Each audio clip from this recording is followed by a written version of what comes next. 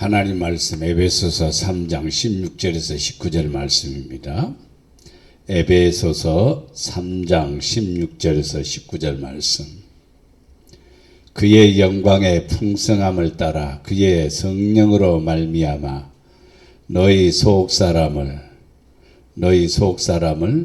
능력으로 강건하게 하시오며 믿음으로 말미암아 그리스도께서 너희 마음에 계시게 하시옵고 너희가 사랑 가운데서 뿌리가 박히고 터가 굳어져서 능히 모든 성도와 함께 지식에 넘치는 그리스도의 사랑을 알고 그 너비와 길이와 높이와 길이가 어떠함을 깨달아 하나님의 모든 충만하신 것으로 너희에게 충만하게 하시기를 구하노라. 아멘. 아멘. 자, 예수님의 이름으로 사랑합니다. 예수님의 이름으로 사랑합니다. 아멘. 자, 오늘 말씀을 통해서 속 사람에 대해서 생각해 봅니다. 사람은 하나인데 그 속에 또 사람이 있답니다. 그걸 속 사람이라고 이렇게 말합니다. 성경에는 겉과 속이 다르다 이런 표현을 쓰지요. 사람도 겉은 멋진데 속은 아주 형편없는 사람이 있을 수가 있습니다. 겉은 또 형편이 없는데 속은 너무너무 멋진 사람도 있습니다. 그리스도인들은 속 사람이 새로워져야 되고 속 사람이 멋진 성도가 되어야 됩니다. 자, 여기에 감이 있습니다. 이 감이 지금 여러분 눈에 보이는 것은 뭐냐면 형상입니다. 사진이니까 형상이에요. 상상할 수 있죠. 감, 많이 좋다, 보기 좋다, 이쁘다 이렇게 할 수가 있습니다만은 이 감맛은 먹어봐야 아는 겁니다. 그것은 실체죠. 실체를 여러분 손에 들고 이제 먹어보는 거예요. 떨을 수도 있고 아니면은 달 수도 있습니다. 실체는 뭐냐면은 그 감을 먹어볼 때 떨다, 달다 이것이 뭐냐? 실체입니다. 감이라고 하는 것은 그냥 있는 거예요. 사람도 똑같아요. 사람도 똑같지만은 얼굴이 이쁘다고 속이 이쁜 것은 아니에요. 얼굴값 한다는 얘기가 있습니다. 그러면 속이 좋다는 뜻인가? 라고 묻는다면 그것은 아니에요. 그러니까 속은 겉하고 내면하고는 영 다른 형태의 모습을 가지고 있다는 사실을 알게 됩니다. 그렇다면 우리 그리스도인들은 속 사람이 변해야 되고 속 사람이 달라져야 된다는 사실을 볼 수가 있습니다. 모든 사람들은 세 가지의 모습으로 지음을 받았습니다. 육체의 모습이 있습니다. 영의 모습이 있습니다. 혼의 모습도 있습니다. 혼의 모습은 예수를 안 믿어도 바르고 정직하게 사는 것도 혼의 모습입니다. 그러나 예수를 믿고 살아가는 사람이 있어요. 육의 모습은 혼적인 것도 망가지고 영적인 것도 망가진 사람이에요. 이 사람은 육의 사람이라고 말합니다. 영의 사람은 성령의 충만함을 받아서 성령의 인도를 받고 하나님을 믿음으로 하나님을 경외함으로 하나님께 철저하게 순종하며 살아가는 성도를 영의 사람이라고 말합니다. 우리 그리스도인들은 육의 사람이 되지 말고 영의 사람이 돼야 됩니다. 죽정이가 되지 말고 알곡이 돼야 됩니다. 염소가 되지 말고 양이 돼야 됩니다. 땅에 속한 사람이 아니라 하늘에 속한 사람이 되어야 합니다. 사람은 육의 사람이세요. 자기 육으로만 살아가는 거예요. 사람들은 그래서 무엇을 먹을까 무엇을 입을까 상당히 고민을 많이 하죠. 근데 모든 짐승들을 보면요 그런 것에 별 걱정 안 합니다. 별 걱정 안 해요. 근데 사람들은 굉장히 그런 것에 예민해 있습니다. 남한테 더 멋지게 보이고 남한테 있어 보이게 만들고 남한테 이렇게 하려고 그러다 보니까 육으로만이 이렇게 치장을 하고 육으로만이 자기를 꾸며 나가는 거지요. 근데 그것은 영적으로는 아무 도움이 안 됩니다. 혼적으로는 좀 도움이 될 수가 있습니다. 정신적인 부분으로는. 교회를 안 다녀도 정신적으로 적극적인 자세를 가진 사람들이 있고, 긍정적인 자세를 가진 사람이 있고, 또 모든 것에 대해 한번 해보겠다는 자신감을 가진 사람이 있습니다. 이 사람들도 대체적으로 성공합니다. 그렇다고 해서 그 사람들이 천국 가는 것은 아니에요. 천국 가는 사람의 특징의 유일한 것은 영적인 사람입니다. 영적인 사람은 무엇을 가리켜 영적인 사람이라고 말하자면은 성령님이 내 안에 내주했고 예수님이 내 안에 계셔서 성령님을 따라 주님의 뜻을 따라 아버지를 기쁘게 하는 성도의 삶이 되는 겁니다. 만약에 영적인 삶을 산다고 하면서도 하나님을 기쁘게 안 한다고 하면 그 사람은 혼적이거나 육적인 사람입니다. 하나님을 기쁘게 하는 사람, 하나님께 영광을 돌리는 사람이 어떤 사람이냐? 영적인 사람이다 이 말입니다. 그리스도인들은 어떤 사람이 되어야 되느냐? 영적인 사람이 되어야 됩니다. 이걸 속사람이라고 말합니다. 여호와께서 사무엘상 16장 7절 말씀, 여호와께서 사무엘에게 이르시되 그의 용모와 키를 보지 말라. 내가 이미 그를 버렸노라. 내가 보는 것은 사람과 같지 아니하니 사람은 외모를 보거니와 여호와는 뭘 본다? 중심을 본다. 혹은 영을 본다. 혹은 핵심을, 마음의 핵심을 본다. 이렇게 말씀하고 있습니다. 사무엘 왕이 하나님의 말씀을 거역하니까 하나님께서는 사울을 폐위하고 사무엘을 보내서 왕을 선택합니다. 그를 선택하기 위해서 이새의 집에 보냈습니다.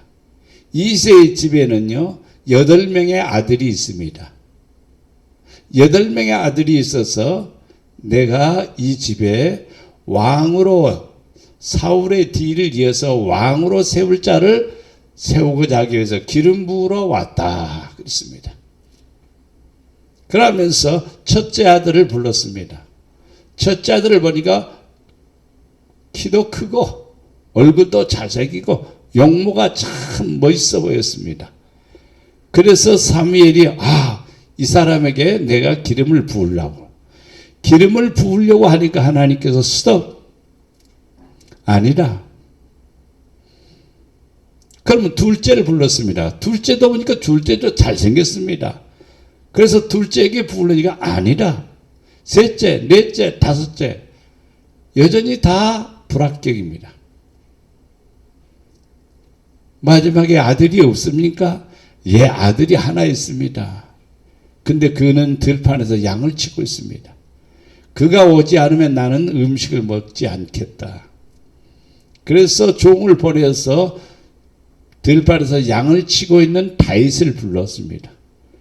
다윗을 보니까 얼굴을 보니까 얼굴이 아름답습니다. 얼굴이 붓다구랬습니다. 성령이 충만한 사람입니다. 믿음이 충만한 사람입니다. 그래서 하나님께서는 사무엘에게 말합니다. 내 마음에 합당한 사람이다. 그러니까 그에게 기름을 부어라. 그래서 사무엘이 바로 다윗에게 기름을 붓습니다. 기름을 부어서 왕으로 세우시는 작업이 시작된 겁니다. 하나님은 지금도 당신의 마음에 합한 자가 있습니다. 어떤 사람이 마음에 합한 자일까? 속 사람이 달라진 사람이에요. 형들하고 다윗은 속 사람이 달라요. 속이 달라요. 어떤 속이 다르냐? 하나님의 전능하심을 믿는 사람이요. 하나님이 나와 함께 하심을 믿는 사람이요. 하나님의 역사하심을 믿는 사람이요. 그렇게 다른 거예요. 그러니까 하나님이 보시기에 합당하니까 하나님 마음에 쏙 드니까 뭘 하나? 기름을 부으라. 다윗만 그런 것이 아니라 오늘날에도 여러분 속에 가슴 속에 나는 하나님 믿습니다. 하나님 의지합니다. 하나님만 사랑합니다. 주님 말씀대로 나는 살겠습니다 라고 여러분 마음속에 간직하고 그렇게 열망을 하고 그렇게 소망하는 성도는 하나님께서 보시기에 마음에 쏙 드는 거예요. 그 사람이 바로 소옥 사람이 다른 거예요. 베드로전서 3장 3절 4절에 보면 너희의 단장 꾸미는 거지요. 머리를 꾸미고 금을 차고 머리를 꾸몄어요. 우리나라는 그런 걸 좀 덜하지만 중동 지역은요 머리를 꾸미고 막 줄레줄레 뭘 달고 막 꾸밉니다. 머리를 꾸미고 금을 차고 아름다운 옷을 입었습니다. 아주 최고의 명품으로 걸쳐 입었습니다. 그렇게 해서 예모로 보였습니다. 사람들이 볼 때마다 다 와 멋지다, 와 아름답다 이렇게 말할 수 있는 모습입니다. 근데 성경은 말합니다. 오직 마음에 숨은 사람이 뭐냐? 속 사람이죠. 숨은 사람을 온유하고 안정한 심령 썩지 아니할 것으로 하라. 이는 하나님 앞에 뭐한 거다? 값진 것이니라. 귀한 것이니라. 어떤 사람이요? 온유하고 안정한 심령 썩지 아니할 것으로 하라. 속 사람이 어떤 사람이 돼? 온유해야 됩니다. 하찮지 않는 애 삐지고 하찮지 않는 일에 시험 들고 인내하지 못하는 사람, 감당하지 못하는 사람, 하나님에 대한 지식이 없는 사람, 이러한 사람은 온유라는 개념이 그 안에 없습니다. 하찮지 않는 일에 열받고 그러면은요 온유함이 사라진 사람이에요. 그래서 온유함이 있으면은 뭐가 있느냐면 안정된 심령이 있습니다. 안정된 심령은요 환경이 변해도 변하지 않습니다. 세상에 어떤 일들이 돌아가도 거기에 불안해하거나 두려워하지 않습니다. 코로나19 때문에 두려워하는 사람, 염려하는 사람, 안정된 심령이 없는 것입니다. 성령이 내 안에 있고 하나님이 내 안에 있다면요 주여 믿습니다. 무식한 결론이 아니에요. 이것은 믿음의 결론이지요. 그래서 안정된 심령을 가지는 겁니다. 루키 1장에 보면은 룻이 결혼을 해서 남편하고 살다가 남편이 자녀도 있기 전에 가버렸습니다. 혼자 됐습니다. 참 이런 아픔이 있어도 보통 아픔입니까? 결혼을 해서 얼마 되지도 않았는데 남편이 죽었으니 시어머니 나오미는 이 자부들을 앉혀놓고 두 자부를 앉혀놓고 내가 고향으로 가겠다. 그러니까 두 자부 중에 하나는 그러면은 어머니 안녕히 가십시오. 오롯이 말씀입니다. 너희들은 고향에 가서 새로 출발해라. 새 출발해라.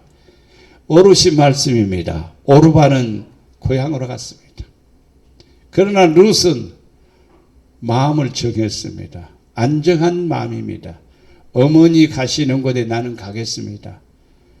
어머니가 고난 받으면 나도 고난 받고 어려움이 어머니가 배가 고프면 나도 배가 고프고 내가 어머니를 잘 섬기겠습니다. 이게 뭐냐? 온유함이요. 이게 뭐냐? 안정된 심령이요. 너무나 강경하게 내가 어머니를 떠나는 죽는 일 외에 떠나면은 하나님이 나에게 벌을 내리실 줄로 나는 안다. 그러니까 나는 어머니 따라가겠습니다. 그렇게 결정을 하는 것이 속사람이요. 속사람. 속사람이 어떤 온유하지요. 희생적이지요. 안정되어 있지요. 예. 새파란 새댁이 어떻게 시어머니 따라가서 시어머니를 봉양하냐 이 말이요. 요즘 세대에 그걸 누가 용납하냐 이 말이요. 그걸 이해하냐 이 말이요. 그러나 백에 한둘이라도 있을 줄 압니다. 룻이 바로 그런 사람이요. 하나님 앞에 인정받은 거예요. 그래서 그가 베들레헴으로 올라가서 열심히 시어머니를 봉양하고 시어머니에게 먹을 것을 해드리기 위해서 남의 밭에 가서 밀 이삭을 줍고 보리 이삭을 주어서 그걸 빻아가지고 갈아서 어머니께 양식을 해드리는 겁니다. 사람들의 그 결정을 볼 때 바보 같은 결정인 것 같지만요, 속 사람의 결정이 바로 그런 결정입니다. 그래서 누구를 만납니까? 그 밭의 주인 보스를 만나요. 보아스. 보아스는 보스입니다. 보스는 두목입니다. 보스는 대장입니다. 보스는 최고자입니다. 이 보아스를 만나서 결혼을 하게 됩니다. 성경은 이걸 통해서 우리에게 무엇을 우리에게 조명해 주냐면요, 속 사람이 깨끗한 성도는 보스 예수님을 만나고 예수님과 하나가 되고 예수님을 통해서 복을 누린다는 것을 가르쳐주는 구약의 계시적인 메시지입니다. 성도들은 그래서 이 땅에 살아가면서 어머니 지당하신 말씀, 나 재혼하겠습니다. 가겠습니다. 내가 어머님 괜히 섬기겠습니까? 나 싫습니다. 가겠습니다. 자기 육신의 소욕을 따라 가버린 오르바보다도 헌신적이고 희생적이고 그리고 온유한 마음으로 안정된 심령을 가진 누가? 룻이 바로 하나님의 조상이 된 거예요. 이방 여인이지만은 바꾸어졌습니다. 변화됐습니다. 달라진 거예요. 속 사람이 새로워진 거예요. 그래서 하나님 앞에 쓰임받고 높임받을 것을 볼 수가 있습니다. 우리도 기도할 때마다 아버지 내 속 사람이 강해지게 하시고 온유하게 해주시고 내 심령이 안정된 심령 되게 하옵소서. 불안해하고 두려워하고 염려하고 고민하고, 속 사람은 절대로 불안, 두려움 이거 없습니다.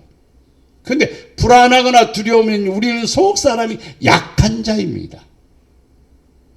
속 사람이 강한 자는 바로 모든 일에 능합니다. 그리고 도전적이고 긍정적이기 때문에 모든 일들을 감당할 수 있는 능력의 사람으로 변화된다는 것을 볼 수가 있습니다.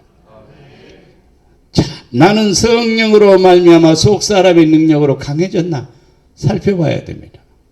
나는 성령으로 말미암아 속 사람이 능력으로 강건해졌나 강해졌나? 그의 영광의 풍성함을 따라 그의 성령으로 말미암아 너희 속 사람을 능력으로 강건하게 하시며, 하나님의 능력이 임하니까 속 사람이 강건해졌다 이 말입니다.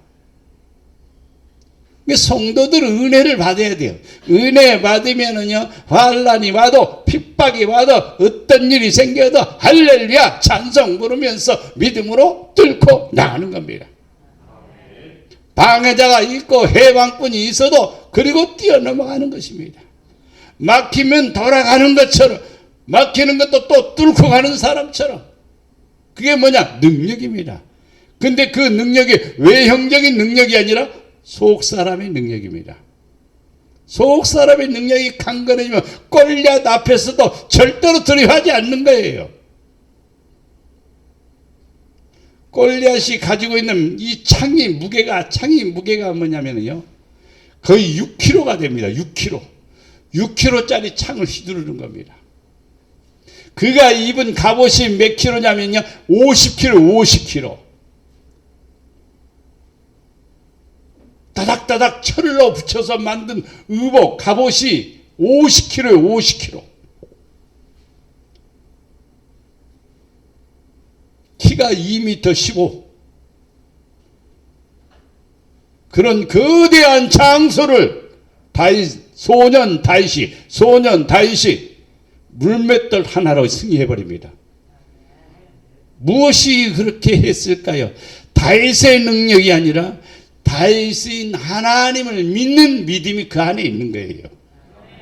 속 사람이 하나님의 은혜로 말미암아 강하게 된 겁니다. 골리앗을 이길 수 있는 믿음이 생긴 겁니다. 그래서 골리앗을 이긴 거예요. 에레미야 31장 33절에 보면 나 여호와가 말하노라 그러나 그날 후에 내가 이스라엘 집에 세울 언약은 이러하니 곧 내가 나의 법을 그들의 속에 두며 성도들 속에 뭘 둔다고요? 하나님의 법을 둔답니다. 그 마음에 기록하여 나는 그들의 하나님이 되고 그들은 내 백성이 될 것이라.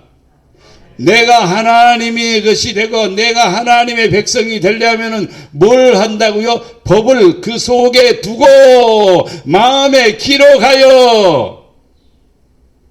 말씀이 내 안에 있고 법이 내 안에 있으면 하나님이 내 안에 계심으로 나는 하나님의 것이 되고 하나님의 백성이 되고 하나님의 인도를 따르는 성도가 됩니다. 하나님의 백성은 하나님이 보호하시고 인도하시고 역사하시는 것을 볼 수가 있습니다. 우리는 어떻게 해야 돼요? 내 속사람이 뭐예요? 법을 즐거워해야 돼요. 주의 법을 즐거워해야 돼요. 그리고 여러분 안에 말씀 안에 소 안에 하나님의 말씀을 기록해야 돼요. 그러면 하나님은 나의 하나님이 되는 거고 나는 주의 백성이 되므로 아버지의 사랑을 받게 됨을 믿습니다. 로마서 7장 22절에 보면 내 속사람으로는 하나님의 법을 즐거워한다. 맞습니다. 속사람은 하나님 말씀대로 사는 즐거움이 있습니다. 그러나 육의 사람들은 그냥 육신대로 살아가는 즐거움으로 살아갑니다. 그러나 하나님의 사람들은 속사람은 하나님의 말씀대로 사는 것이 더 즐거워요. 왜 그럴까요? 우리의 육신의 소욕을 따라 살아가는 것은요, 시간이 지나가면요 다 헛것이 됩니다.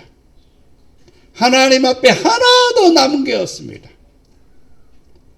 그러나 내 속사람이 하나님의 법을 즐거워하면요 남는 게 있습니다. 그게 뭐냐? 하나님의 사랑을 받기 때문에, 인정을 받기 때문에 하나님이 역사하신다는 것을 볼 수가 있습니다.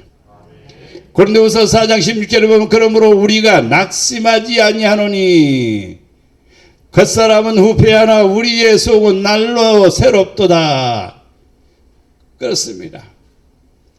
우리의 속사람은요 나이가 먹지 않습니다. 우리 속사람은요 세월이 지나감에 따라서 연륜이 있는 게 아닙니다.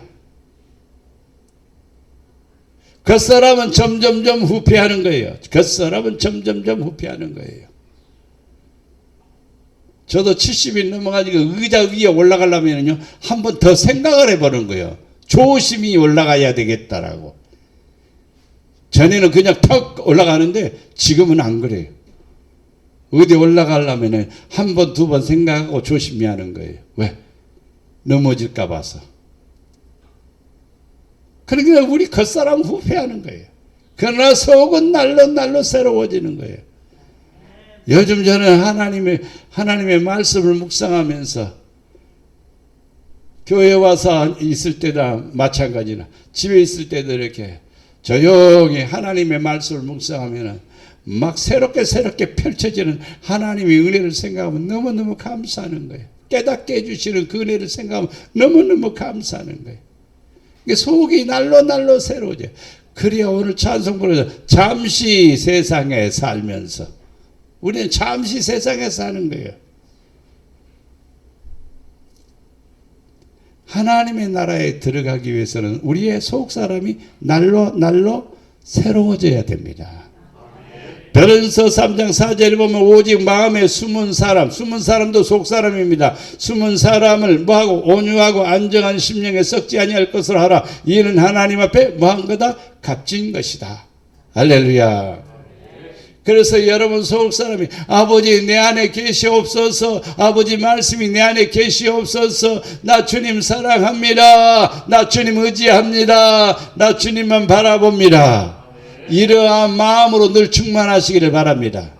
그러면 여러분 속사람이 날로 새로워지는 겁니다. 여러분 속사람이 새로워지기 위해서 성경을 펼치고 찬송도 부르고 기도도 열심히 해서 여러분 속사람이 강건해지기를 바랍니다. 강해지기를 바랍니다. 둘째, 그리스도께서 마음에 계신가? 예수님이 마음에 계신가? 믿음으로 말미암아 그리스도께서 너희 마음에 계시게 하시었고 너희가 사랑 가운데서 뿌리가 박히고 터가 굳어서서 예수님 우리 마음에 계시면은 하나님의 사랑, 그 사랑 가운데서 사랑을 알게 되는 거예요. 하나님이 나를 얼마나 사랑하는지, 주님이 얼마나 나를 사랑하는지. 그러면 뭐가 생기느니까 이 사랑 가운데서 뭐가 생기는 거니? 뿌리가 내리게 됩니다. 믿음의 뿌리가 내리게 되는 겁니다. 여기에 지금 이렇게 심어져 있는 나무들도 어떤 것은 시커멓게 죽어가고 어떤 것은 살아있고 그래요. 똑같은 자리에 똑같이 물을 먹고 똑같이 지금 현장 자리에 똑같이 있어요. 현재 갖다 놓은 뒤로는 똑같은 자리에 똑같이 물을 먹고 똑같이 하는데 어떤 이 줄기는 죽어서 시커멓게 죽어가는 거예요. 여기 죽은 거예요. 뒤에 건 또 어떤 것은 살아요. 왜 그럴까? 왜 그럴까? 성도들도 똑같은 현상이 벌어질 수가 있습니다. 하나님의 사랑을 가지고 뿌리가 내려졌으면 사는 거예요. 며칠 전에 사모님이 팔을 사왔어요. 그래서 팔을 내가 한 2cm씩 다 잘랐고 뿌리를 싹둑 잘랐어요. 뿌리 자르니까 사모님이 하는 말이 왜 뿌리를 자르냐고. 이 뿌리 굳은 옛날 뿌리는 잘라야 새 뿌리가 나오는 거야. 그래서 뿌리를 다 싹둑 잘라버리고 몽땅몽땅에다 따 심으니까 싹이 지금 한 3cm, 4cm 정도 올라왔어요. 그러면 그 파는 지금 뭘 내리고 있다는 거예요? 뿌리를 내렸다는 거예요. 성도들도 그리스도 안에서 뿌리를 내리는 성도는요, 성장이 있습니다. 성장은 뭐냐면 더 나아지는 것, 더 좋아지는 것, 더 강해지는 것, 더 지혜로워지는 것. 이게 성장입니다. 그런데 전에나 지금이나 똑같이 그 맥락에서 살다면 성장이 아니죠. 성장이 아니죠. 한 결혼식장을 봤습니다. 신부의 키가 138cm. 아니 1m 38cm. 키가 얼마나 적어요? 1m 38이면 초등학교 한 3학년쯤 되는 거예요. 초등학교 3학년. 3학년짜리도 키가 커요. 요즘은. 신부가 그렇습니다. 근데 신랑은 보통 사람입니다. 그러니까 옆에 섰는데 이렇게 섰는데 그 밑에 오는 거예요. 참 어울리지 않는 짝이다 이렇게 생각이 듭니다. 그를 신부로 맞아들이는 그 신랑은 도대체 어떤 사람인가 저는 궁금합니다. 마음이 그를 받아들일 수 있는 마음이 열려있기 때문에 그를 신부로 맞이하는 거죠. 조건으로 본다면요 신부가 될 수가 없지요. 같이 비슷한 레벨끼리 비슷한 어떤 같은 모습을 가지고 있는 사람끼리 만난다고 하면 이해가 되지만 온전한 건강한 사람이고 신부는 1m 38cm고 그런데 만나서 잘 사는 모습을 보여주는 겁니다. 그게 무엇 때문일까라고 묻는다면요 사랑입니다. 사랑. 사랑이 아니면 그걸 극복할 수 없습니다. 하나님의 사랑이 내 안에 들어오게 되면요 세상을 이길 능력이 생기는 거예요. 하나님의 사랑이 내게 들어오면요 행복해지는 비결입니다. 부부지간에도요 행복의 비결은 사랑입니다. 사랑이에요. 빈말이라도 예를 들어서 우리는 사랑한다는 말을 잘 안 하겠죠. 결혼 생활을 오래 하면은 더 안 할 수도 있어요. 젊은 사람들은 자주 하겠지만 그러나 자꾸 해야 돼요. 예. 여자들은 9개의 꼬리를 가져야 사랑을 받습니다. 근데 무뚝뚝하고 남편이 여보 사랑해 그러면 뭐야? 이러면 안 돼요. 하나님이 내가 너를 사랑한다 그러면 할렐루야 그래야 돼요. 당연하죠. 여러분 신랑이 나를 사랑한다면 할렐루야 그러고 안아줘 보세요. 그러면 신랑은 그 다음에 얼굴 보너스까지 다 줍니다. 사랑 가운데서 뭐가 뿌리를 박히고, 하나님 사랑하지 않으면 뿌리가 내리지 않는 거예요. 하나님을 사랑하는 마음이 생겨야 뿌리가 내리고, 그리고 그게 박히는 거예요. 그게 어디로? 물이 흐르는 시냇가로 뿌리가 뻗어나가는 거예요. 그래서 마르지 않는 겁니다. 그래서 터가 굳어져서 흔들리지 않는 것입니다. 우리 이 땅에 살아가면서 그리스도께서 우리 마음에 계셔야 됩니다. 요한복음 14장 17절에 저는 진리의 영이라, 진리의 영이라. 누구냐? 저는 예수님입니다. 예수님은 진리의 영이라. 세상은 능히 저를 받지 못하나 이는 저를 보지도 못하고 알지도 못합니다. 그러나 너희는 저를 아나니 저는 우리와 함께 거하십니다. 어떻게? 진리의 영으로 함께 거하십니다. 또 너희 속에 계시겠습니다. 진리 가운데 거하는 성도는 예수님이 내 안에 있는 거고, 예수님이 내 안에 있는 성도는 진리 가운데로 행하는 것입니다. 진리 가운데로 행하는 성도는 자유를 누리는 거예요. 걱정 없습니다. 두려움 없습니다. 염려 없습니다. 왜? 자유를 누리니까. 근데 진리의 영이 내 안에 없으면, 예수님이 내 안에 없는 거로 염려가 생기고 두려움이 생기고 걱정이 생기는 겁니다. 진리의 영이 내 안에 들어오게 되면은 우리는 평안하게 되는 거예요. 왜? 예수님은 우리에게 평안을 주시니까. 예수님은 우리에게 함께 주시니까. 세상 끝날까지 함께 하시겠다고 약속하셨습니다. 내가 너희를 결코 버리지 않는다라고 약속하고 있습니다. 그러니까 진리의 영이 내 안에 있어야 돼요. 그래야 속 사람이 강해지는 거예요. 속 사람이 신령해지는 거예요. 속 사람이 힘 있는 사람이 되는 것입니다. 로마서 8장 9절에서 11절 말씀에 보면 만일 너희 속에 우리 속에 가슴 속에 마음 속에 하나님의 영이 거하시면 너희가 육신에 있지 아니하고, 하나님의 영이 내 안에 있는데 육신으로 살지 않습니다. 그렇다면 영이 근심하는 거지요. 영은 내 안에 있어. 근데 내 멋대로 살아. 그러면 내 안에 있는 영이 걱정을 하는 거예요. 그런데 계속해서 그렇게 살게 되면 내 안에 있는 영은 떠나게 되는 거예요. 근데 하나님의 영이 내 안에 있으니까 육신에 있지 아니하니까 영에 있나니 누구든지 그리스도의 영이 없으면, 그리스도의 영은 진리의 영입니다. 그리스도의 영이 없으면 그리스도의 사람이 아니다. 그리스도의 사람이 아니다. 신자와 성도가 다릅니다. 교회에 다니는 사람들은 거의 대부분이 70% 이상이 신자예요. 신자. 믿는 자예요. 믿는 자.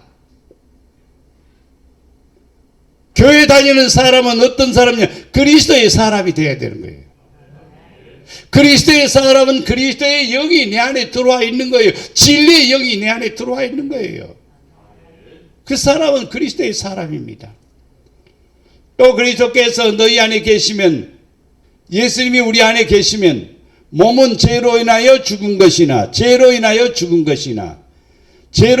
몸이 죽었다고 그랬습니다. 이 말은 무슨 뜻이냐면은 죄를 지으려고 하지 않는다. 죄 가운데 살려고 하지 않는다. 죄의 모습을 버린다는 뜻입니다.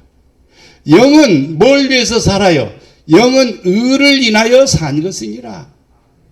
하나님의 영은 진리의 영이고 그리스도의 영이기 때문에 그리스도의 영은 뭘 위해서? 의를 인하여, 옳은 것을 인하여, 하나님이 기뻐하시는 것을 위하여 산다 이 말입니다. 예수를 죽은 자 가운데서 살리신 이의 영이, 그래서 예수님이 죽은 자 가운데서 살리신 이의 영이 부활의 영입니다. 이건 진리의 영이라고도 말합니다. 부활의 영이 너희 안에 거하시면 그리스도 예수를 죽은 자 가운데서 살리신 이가 너희 안에 거하시는 그의 영으로 말미암아 너희 몸을 죽을 몸도 살리시리라. 참 놀라운 신비스러운 일들이죠. 예수님의 영이 우리 안에 거하시면 우리를 죽은 자 가운데서 뭐한다? 영으로 말미암아 살리리라.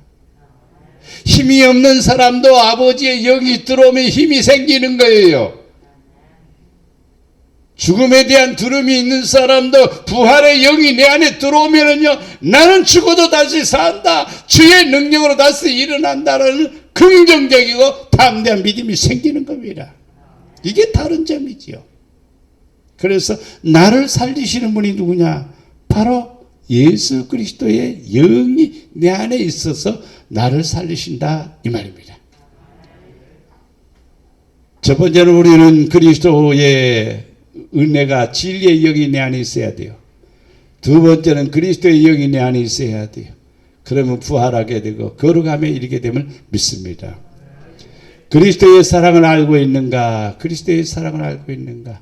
능히 모든 성도와 함께 지식에 넘치는 그리스도의 사랑을 알고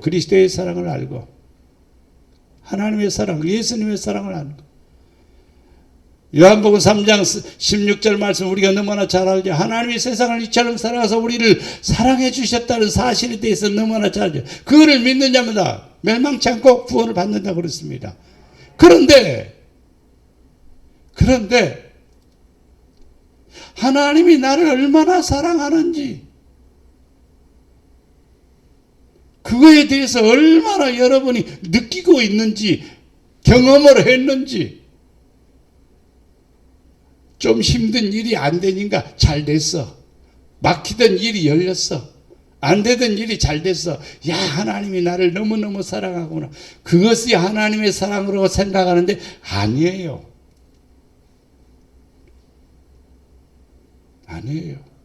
여러분 가슴속에 속 사람이 진짜 하나님의 사랑을 느껴야 돼요. 외형적인 게 아니에요. 속에서 아버지가 나를 이렇게 사랑하시구나. 그 사랑을 깨닫게 되면요, 행복의 눈물이 막 쏟아지는 거예요. 감격과 감동이 견딜 수 없는 거예요. 그것이 바로 아버지의 사랑을 깨닫는 거예요. 제가 언젠가 그런 간증을 했습니다. 군생활하면서 아버지한테 편지를 썼습니다. 아버지, 돈 10만 원만 보내주세요. 왜냐하면 저는 군복을 입는 것 대신 사복을 입어야 되기 때문에 옷을 사 입으려고 10만 원만 보내달라고 그랬어요. 당시에는 10만 원도 큰 돈이죠. 그래서 편지를 붙였습니다. 편지를 붙이고 나니까 내 마음이 아버지한테 침이 되는 것 같아서, 우리 집이 그만한 돈을 못 보내느냐? 아니요, 보낼 수 있어요. 충분해요. 그런데도 불구하고 내 마음에는 아버지한테 짐을 주는 것 같아서 다시 편지를 썼습니다. 아버지, 내가 입던 옷을 그냥 보내주세요. 입던 옷을 보냈어요. 입던 옷을 보내고 거기다 편지 한 장을 써놨어요. 교회 안 다닐 때입니다. 아버지가 편지 한 장을 써놨는데 그 편지가 서두가 그 말에 나는 내용은 다 잊어버렸습니다. 그러나 서두는 안 잊어버려요.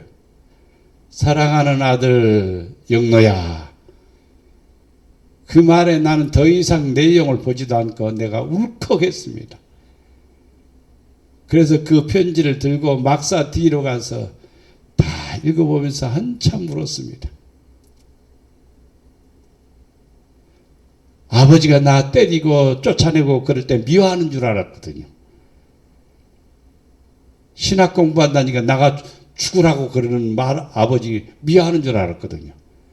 근데 나를 사랑한다는 거예요. 사랑하는 아들 영노야. 그 말 한마디에 나는 펑펑 쏟아졌습니다. 성경에 수도 없이 하나님은 너희를 사랑한다. 내가 너희를 사랑한다. 이 말이 수도 없는 사건 속에서 보여주고 또 보여주도 그래도 깨닫지 못하니까 예수님을 보내주셔서 예수님을 보내줘도 못 깨달으니까 예수님을 십자가에 못 박으셨어. 예수님을 십자가에 못 박힌 것은 하나님의 사랑이 이렇다라고 하는 것을 증명하여 주는 겁니다. 그래서 그 사랑을 통해서 하나님이 나를 이렇게 사랑하시는구나, 그걸 깨달아야 돼요. 욥기 11장 7절 9절에 네가 하나님 여호와의 하나님의 오묘함을 어찌 측량하며 전능자를 어찌 능히 온전히 알겠느냐. 하늘보다 높으시니 네가 어찌 하겠으며 음부보다 깊으시니 네가 어찌 알겠느냐. 그 도량은 땅보다 크고 바다보다 넓으니라. 하나님의 사랑을 알 수가 없대요. 근데 알 수 있는 비결이 있습니다. 하나님의 은혜가 내 안에 들어오면 알게 돼요. 영안이 열리게 되면 알게 돼요. 아버지를 만나면 알게 돼요. 아버지를 만나봐야 알지, 그러면 몰라요. 둘째 아들이 아버지의 품에 안겨봐야 아버지의 사랑을 아는 거예요. 그러지 않고는 모르는 거예요. 모르는 거예요. 큰아들이 열심히 아버지를 옆에서 아버지 하는 일을 도와주고 집안일을 하고 열심히 한 것 같지만은요, 아버지 품에 안겨보지는 않았어요. 그래서 아버지 사랑 모릅니다. 분명히 아버지는 큰아들에게 내 것이 다 네 것이다 해도 간 적이 없습니다. 그러나 둘째 아들은 모든 것을 잃어버리고 아버지 앞에, 하나님 앞에 내가 죄를 지었습니다. 나는 아버지 아들이라 일컬음을 감당할 수 없습니다. 그렇게 고백한 것은 뭐냐면 아버지의 사랑이 너무 크다는 거예요. 너무 크다는 거예요. 그걸 깨달은 아들에게 아버지는 너는 잃었다 얻은 내 아들이다.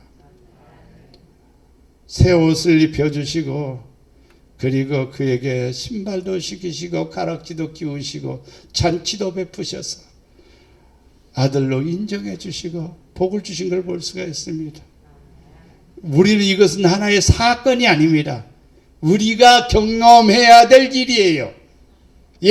아버지 품에 안겨서 아버지 둘째 아들이 이제 왔습니다. 아버지의 사랑이 내 안에 넘쳐서 견딜 수 없을 때에 아버지가 베푸신 그 은혜들이 눈에 띄게 되면은 그 사람은 아버지의 사랑을 받은 사람입니다. 이러한 가정은요, 특별한 사람에게만 주어지는 것이 아니라 모든 성도들이 경험해야 됩니다. 그럴 때 속 사람이 새로워지는 것이고 속 사람이 강건해지게 되고 속 사람이 거룩한 사람이 됩니다. 디도서 2장 13절 14절에 보면 복스러운 소망과 우리의 크신 하나님 주 예수 그리스도의 영광이 나타났음을 기다리게 하셨으니 그가 우리를 대신하여 자신을 주심은 모든 불법에서 우리를 구속하시고 우리를 깨끗게 하사 선한 일에 열심히 하는 무슨 백성 친백성이 되게 하려 하심이라. 하나님은 여러분을 멋지게 쓰기 위해서 예수님을 보내주셨습니다. 여러분을 하나님께서 귀하게 쓰기 위해서 예수님을 보내주셨습니다. 그래서 예수님이 우리를 대신해서 자신을 주셨습니다. 불법에서 우리를 뭐 하려고? 구속하시려고. 우리는 전에는 불법에서 우리는 살았습니다. 하나님의 말씀을 어기면서 살았습니다. 구속받은 성도는 이제 뭐한 성도가 깨끗하게 하사. 구속받았는데 불법에 거하면 안 되지요. 구속받은 성도는 불법에서 자유를 누려야 돼요. 법을 지키는 사람은 자유를 누릴 수가 있죠. 법을 어기면 자유는 사실은 떠나버립니다. 구속하시고 우리를 깨끗하게 하사. 어떤 일입니다? 선한 일을 열심히 하는 친백성이 되게 하려 합니다. 보통 사람들은 선한 일에 대해서 관심이 없습니다. 그러나 구속받고 깨끗함을 받은 성도는 선한 일을 열심히 하는 친백성이 되게 하리라. 그러니까 하나님의 백성은 어떤 일에, 선한 일에, 거룩한 일에 초점을 맞추고 최선을 다하는 거예요. 왜? 구속받았으니까. 이제 우리 목양의 성도들, 예수님이 우리를 구속해 주셨잖아요. 우리는 거룩하게 살아야, 깨끗하게 살아야 돼요. 깨끗하게 사는 비결이 뭐냐면 선한 일에 뭐 하는, 열심히 하는 사람. 이 사람이 누구요? 친백성이 되는 거예요. 가짜가 아니라 진짜 백성이 되는 거예요. 가짜 자녀가 아니라 진짜 백성이 되는 거예요. 이러한 성도가 되기를 바랍니다. 마지막에 하나님의 충만함을 구하고 있는가? 그 너비와 길이와 높이와 깊이가 어떠함을 깨달아. 넓이, 또 길이, 높이, 깊이 어떠함을 깨달아. 참, 하나님의 깊고 오묘한 것은요, 스스로 깨달아야 돼요.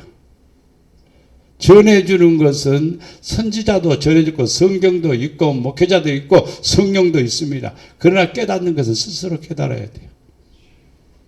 스스로 깨달아야 돼요. 하나님의 모든 충만하신 것으로 너희에게 충만하기를 구하노라. 하나님의 충만이 내 안에 들어온 거예요. 하나님의 충만이 내게 들어오면요, 하나님이 어떤 계획을 하시는지, 어떤 일을 하시는지, 어떠한 것인지 깨달아지는 거예요. 넓어지는 거예요. 넓이와 길이와 높이와 깊이가 어떠하면 다 깨닫는 거예요. 그래서 오묘한 것을 깨닫게 하고 신비한 것을 깨닫게 하는 거예요. 여러분, 성공하기를 원한다면 성경을 많이 읽으십시오. 성경의 말씀을 붙드십시오. 성경대로 살면 성공합니다. 성경을 떠나면 성공할 수 없습니다. 성공했다 해도 그것은 부끄러운 일이에요. 골로새 2장 9절 10절에 보면 그 안에 신성해, 그 안에 신성이, 그 안은 뭐냐면 말씀 안에, 예수님 안에 신성 하나님의 거룩한 신성이 충만한 육체로 거하시고, 그러니까 예수님 안에는 거룩한 신성으로 충만히 거하시고, 너희도 그 안에서 뭐 했다? 충만해졌으니 그는 모든 정사와 권세의 머리시라. 성도들이 예수님을 내 안에 모시고 살면 예수님의 신성이 내 안에 들어온다 이 말입니다. 그러면 뭐가 생기냐면 정사와 권세의 머리시라. 예수님이 내 안에 있으면요, 사단을 명한 적 사단이 떠나고, 예수님이 내 안에 거하시면요, 모든 죄악의 모든 것을 물리칠 수 있는 힘이 생기는 거예요. 원수 마귀가 와도 예수 이름으로 명하면 떠나는 거예요. 그게 뭐냐? 정사와 권세를 가지는 것입니다. 사도행전 6장 3절에 형제들아 너희 가운데서 성령과 지혜가 충만하여 칭찬받는 사람 7을 택하라. 우리가 이 일을 그들에게 맡기고, 초대교회에 많은 성도들이 있었지만은 7 집사를 세웠습니다. 그 사람들의 특징이 뭐냐? 성령과 지혜가 충만하고 칭찬받는 사람이다. 성령. 오늘날에는 뭐 이거 상관없이 그냥 직책을 줍니다. 성령 충만하고 지혜가 충만하고 칭찬받는 이 3가지 조건을 맞추면요, 어쩌면 평생 가도 집사가 아니라 평신도로 끝마칠 거예요. 그럴 것 같아요. 그런 사람 많거든요. 성도는 일단 성령 충만 받아야 돼요. 성령에 붙들려 살아야 돼요. 성령의 사람이 되어야 돼요. 그리고 지혜가 충만해야 됩니다. 지혜가 충만해야 돼요. 하나님을, 지혜는 뭐냐면요, IQ가 아니에요. 하나님을 경외하는 믿음의 태도입니다. 하나님을 잘 경외하고자 하는 욕구입니다. 하나님을 잘 섬기고자 하는 어떤 아이디어들입니다. 이것이 지혜입니다. 이런 사람은 하나님 앞에 뭘 받을까요? 칭찬받는 거예요. 두고두고 시하고 싶은 사람이 있죠. 그 사람들이 누구냐? 바로 성령과 지혜가 충만하여 칭찬받는 사람. 하루에 회개하는 사람이 2,000명, 3,000명씩 되어도 세운 사람은 7사람이에요. 우리 성령 충만합시다. 지혜 충만합시다. 칭찬받는 사람이 됩시다. 출애굽기 31장 3절 말씀에 하나님의 영이 그에게 충만하게 하사 지혜와 총명과 지식과 여러 가지 재주로 정교한 일을 연구하여 금과 은과 넛으로 만들게 하며 보석을 깎아 물리며 여러 가지 기술로 나무를 새겨 만들게 하려. 하나님의 영이 임하니까, 하나님의 영이 충만하니까 뭐가 생겨? 지혜가, 또 총명과 지식과 여러 가지 재주가 생긴대요. 이야, 학교 가서 공부하는 것으로 통해서가 아니라 하나님의 영이 임하면 이게 생긴대요. 뭐가요? 재주가 생긴대요. 새로운 재능입니다. 그래서 은사라는 개념으로 말하고 있습니다. 은사를 구하라고도 말하고 있습니다. 여러분, 은사를 구하, 하나님 내게 지식의 은사를 주세요. 능력의 은사를 주세요. 치유의 은사를 주세요. 영분별의 은사를 주세요. 기도해야 됩니다. 저는 그런 것에 대해서 다 기도해 왔어요. 그리고 기도하고 그것들에 대해서 경험을 했습니다. 여러분들은 그것에 대해서 별 관심이 없으면 안 돼요. 사람은 분별력이 있어야 돼. 가야 할 길을 알아야 되고, 먹여야 될 걸 알아야 되고, 해야 될 것을 알아야 되고, 안 해야 될 것도 알아야 되고, 그런 것들이 하나님의 영이 임했을 때에 그렇게 우리에게 들어오게 됩니다. 그래서 우리 목양의 성도들 뭐가 있으면 좋겠어요? 재주가 있어야지요. 재능이 있어야 되죠. 능력이 많아져야 되죠. 그것은 하나님의 영이 내 안에 들어오면 되는 거예요. 속 사람이 강해지면 되는 거예요. 속 사람이 충만해지면 되는 거예요. 그러면 묘한 아이디어가 생각나는 거예요. 멋진 아이디어가 생각이 나는 거예요. 하나님이 이렇게 하시면 역사하시겠다라는 확고부동한 것이 오는 겁니다. 그래서 좋은 일, 멋진 일을 하게 된다는 것을 볼 수가 있습니다. 로마서 15장 13절에 소망의 하나님이 모든 기쁨과 평강을 믿음 안에서 너희에게 충만하게 하사 성령의 능력으로 소망이 넘치게 하시기를 원하노라. 예, 성령이 내 안에 들어왔습니다. 속사람이 내 안에 새로워지는 거예요. 속사람이 내 안에 새로워지면요, 기쁨이 생기고 평강이 생기고 믿음이 충만해지고, 그것이 바로 성령의 능력으로 뭐까지 충만해지느냐? 소망까지 생기는 겁니다. 소망까지 생기는 거예요. 하나님의 나라에 대한 소망도 역시 마찬가지예요. 성령이 충만하고 바라보는 거죠. 그렇게 되면 하나님의 은혜와 사랑이 여러분의 삶 속에 넘치나리라 믿습니다. 자, 속사람은 성령으로 충만하여 속사람이 강해져야 됩니다. 기도할 때마다 하나님, 성령님 내 안에 오시옵소서, 성령님 내 안에 오시옵소서, 자정하옵소서, 그리고 나로 하여금 충만하게 하옵소서 기도해야 됩니다. 그리스도의 영이 내 안에 있으면 속사람이 또 달라집니다. 하나님의 사랑을 받게 돼요. 하나님의 사랑 가운데 뿌리를 내려서 내 속사람이 강해지는 겁니다. 내 속사람이 힘이 있는 것입니다. 그리스도의 사랑을 알아야만이 내 속사람이 그 사랑 안에서 충만해지는 거예요. 이러한 성도는 하나님의 은혜를 더 넘치게 받게 됩니다. 하나님의 충만함으로 충만해져야 내 속사람이 달라지는 겁니다. 여러분, 속사람에 대해서 기도해 보십시오. 나는 진짜 믿음으로 사는가? 말씀이 내 안에 있는가? 나는 하나님을 뜨겁게 사랑하는가? 과연 나는 하나님의 백성인가? 나를 자꾸 돌아보세요. 그래서 속사람이 강해져야 돼요. 충만해져야 돼요. 속사람이 하나님의 깊은 것을 깨달아야 돼요. 그런다면 하나님은 여러분을 통해서 역사하시고 일하시고 은혜를 베풀어 주실 줄 믿습니다. 사랑과 은혜가 풍성하신 아버지 하나님, 주님이 우리 안에 오시옵소서. 아버지의 말씀이 우리 안에 있게 하옵소서. 성령님이 우리 안에 거하게 하옵소서. 진리의 영으로 우리 안에 충만케 하옵소서. 우리의 속사람이 강해지게 하옵소서. 그리하여 담대한 사람이 되게 하시며 온유한 사람이 되게 하시며 선한 일을 추구하며 하나님의 친백성으로 살게 하시고 아버지의 영광을 나타낼 자가 되도록 주여 축복해 주시옵소서. 우리 속사람이 더럽혀지지 않도록 말씀을, 진리의 말씀을 부여잡고 살게 하시고 하나님의 뜻을 이루어나갈 수 있도록 축복해 주시옵소서. 우리 목양의 성도들 하나같이 속사람으로 충만케 하옵소서. 하나님의 은혜와 진리로 충만하게 하옵소서. 그리하여 하나님 앞에 사랑받고 귀히 여김받는 성도들 되게 하옵소서. 우리를 사랑해 주시는 예수님의 이름으로 기도드리옵나이다. 아멘.